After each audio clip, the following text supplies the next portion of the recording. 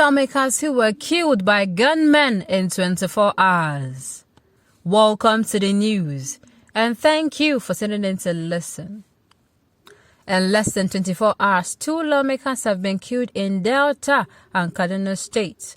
The lawmakers coincidentally had the same ill fate as they got killed while on their way to function, even though they were not from the same state.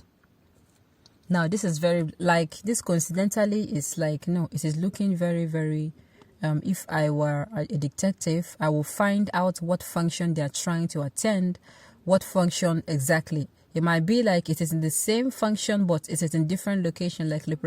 There must be something reconciling the both of them that is making them coincidental. I will find out what exactly the function they were going to, who and who they told they were going out, who knows, incidents or discussions that have happened before then. Sincerely, all these things should be considered. No stone should be left unturned. Because this one that it has happened exactly the same time they were stepping out, they were actually going for function. I feel something fishy. Something fishy is really going on. So it is a sad end. It is not snow now. It is not a very good way to die. Do they even have a good way to die? Sincerely, it is not a good way to die. But I just hope the detective or those who are going to be on top of this case, they give it their best shot and ensure that the perpetrators are brought to book and made to face the law. Now the news in detail. The one from Delta State was killed by suspected Fulani herdsman, while that of Kaduna State counterpart was shot dead by suspected bandits. In all, their deaths may not be unconnected, but the lingering insecurity confronting the country. Even though opinions are grossly divided as to whether the security is improving or not since the inception of the APC-led administration. As a goal, All Progressive Congress APC insisted that despite the daily reign of terror in the country, the military has dismantled insurgents in the northeast and bandits in the northwest, and subsequently recorded successes in many other areas. This was observed by the party spokesman, Senator Ģùñm, after he was decorated with the 2022 Armed Forces Remembrance Day celebration emblem by officials of Nigeria's Ministry of Defense. This article examines the 2 lawmakers who were pronounced dead in Delta and Kaduna within 24 hours after they were reportedly killed by suspected gunmen. Number 1. Delta lawmaker Ķ1ŁŁ. The lawmaker was shot dead by suspected herdsmen while coming from a function a week ago. The incident was said to have taken place along the Eko Abraka Road on the Ethiop East Local Government area of Delta State. However, Ķ1ŁŁ eventually died in the early hours of Thursday in an undisclosed private hospital in Warri, where he was receiving treatment. This was coming months after the state had lost a member, Kenneth Ogba, to a chronic heart-related illness. The deceased hails from Isoko ethnic nationalities and represented Isoko South Constituency 1 in State House of Assembly. The lawmaker was said to have passed on at a hospital. He was said to have died of a heart-related ailment after attending a function in the area on Sunday. He was reportedly rushed to a hospital in the towns when doctors pronounced him dead.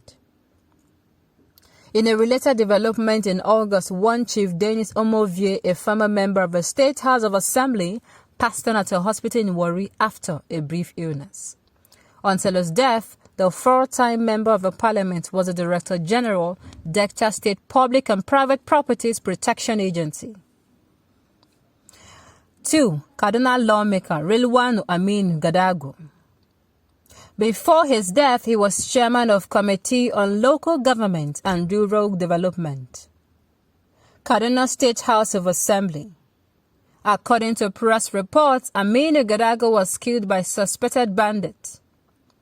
He was reported to have been killed on Monday night by bandits who attacked travelers on the Kaduna to Zaria Road. The body of the lawmaker was later discovered on Wednesday morning. His death comes 24 hours after the Department of State Security Service, DSS, raised alarm about lawmakers being targets of assassination.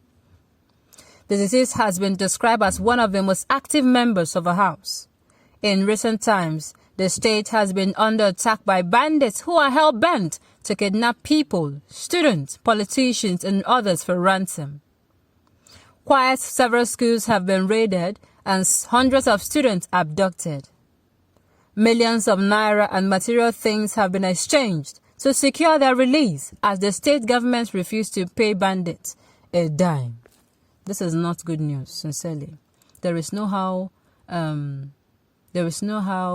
this thing will be good news. Sincerely, there is no how. And I keep wondering, since this is happening and this is happening recurrently, why are we yet to find out who these people are, where they operate from, and who are their perpetrators? Why is it so difficult to flush these people out? They are saying, information getting to us was that these people, these people don't even have time. As in, these governments, and they're not showing signs that they really, really want these people flushed out. They want to flush bandits out, but you don't want them killed. Who are you deceiving? Yes, there are a good number of them you can catch and you can question, and they give information about others. But saying you want to all catch all of them, like the information getting to us this morning that China was going to collaborate with Nigerian government to help them catch. And I'm saying help them catch or flush out. Catching is not the problem, because it is only in Nigeria you see terrorists who have killed, who have raped mother and children alike, who have done or committed all form of atrocity. These particular people are going to surrender to the government, and they'll be given ice cream, they'll be given fried rice, juice, and they'll be given turkey. So instead of me hearing this, that, they catch them and tomorrow they now start becoming another menace, this thing, something else should be joined to them. Something else to be done to them. These people should have their own, they should have like their own law. Whatever happens, if they catch you, whether you were a member an hour ago or you repented 2 hours ago, it does not concern anybody. You should be made to face the law. That way, we are going to rid ourselves of this element. Else, we keep having issues and issues and issues. That is just the truth. That is the truth.